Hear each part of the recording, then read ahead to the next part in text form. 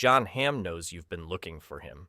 It's a sunny spring morning, and there he is, sitting outside his go-to breakfast spot in Los Feliz, the kind of familiar local haunt where the staff greet him by name, a place where he's clearly a regular. His signature dad hat is pulled low, a subtle shield for privacy, though he remains visible and unmistakable. As he chats, he casually reflects on the idea that he's been somewhat off the radar in recent years, quietly stepping aside from the spotlight. If you believed Jon Hamm had vanished from the scene, you're mistaken. That perception, if it ever held any weight, is now completely debunked. Around him, his face graces at least 2 billboards within a 2-mile radius. Impossible to miss. 10 years after Don Draper's iconic meditations on corporate life sealed Hamm's place in television history, he's back, headlining Apple TV Plus' Your Friends and Neighbors. Here, he plays a man wrestling with familiar inner demons, but the setting and stakes couldn't be more different. For anyone inclined to call this a comeback, a label Hamm challenges with a straightforward question. Comeback from where? The truth is, landing an iconic TV role is both a blessing and a curse. For actors, such roles can create typecasting traps and sky-high expectations that become prisons. Hamm anticipated this dilemma early on and took conscious steps after Mad Men ended to avoid being trapped by his own success.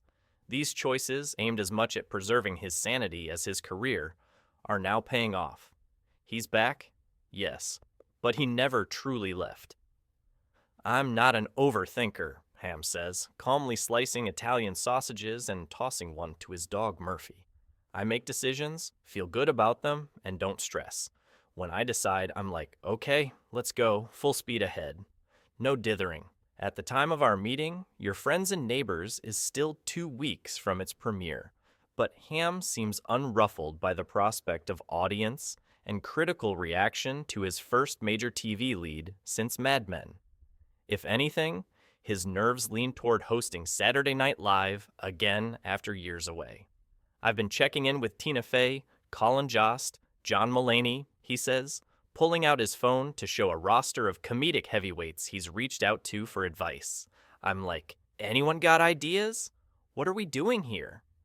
Whether the show shapes the next stage of his career or fades into the vast TV landscape is largely out of his hands. And that brings him peace. You mitigate risk by surrounding yourself with talented people and then letting them do their work, he explains. I know I'm good. Amanda Peet's really good, Olivia Munn's really good, but sometimes you sit there staring at the screen, and with so much content available on demand, nothing feels right to watch. It's overwhelming. Then there's marketing. Will people find the show? Does everyone have Apple TV Plus? That's beyond me. As Your Friends and Neighbors' first season wraps, already renewed for a second, the show has definitely captured attention.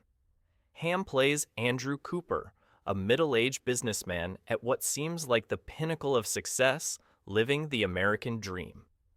But that dream crumbles quickly, revealing a life built on illusion and smoke. Unlike many of Hamm's previous characters, often commanding and larger than life, Cooper is markedly diminished, overwhelmed by cascading personal crises. His wife has left him for one of his closest friends and kicked him out of their multi-million-dollar home. He's been fired from his elite hedge fund job. In the affluent fictional town of Westport, New York, losing money is a disaster. In desperation, Cooper starts stealing from his wealthy neighbors, people so consumed by their own wealth they barely notice the missing items. His petty theft is less rebellion and more a frail grasp at regaining control and liquidity. The show's tone is a wild mix.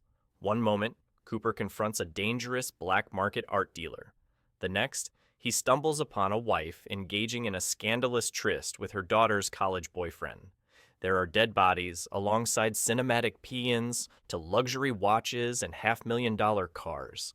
Had this premiered a decade ago on Showtime or HBO, it might have run for 6 seasons as a prestige drama that unabashedly indulges in sex, violence, black comedy, and melodrama. In the current era of streaming overload, it seemed like a perfect pitch. We're kind of in a moment where rich people behaving badly is a genre unto itself, Hamm says. It's a bedroom drama with funny bits, dark elements, crime, a bit of sex, and danger. At its core, it's an hour.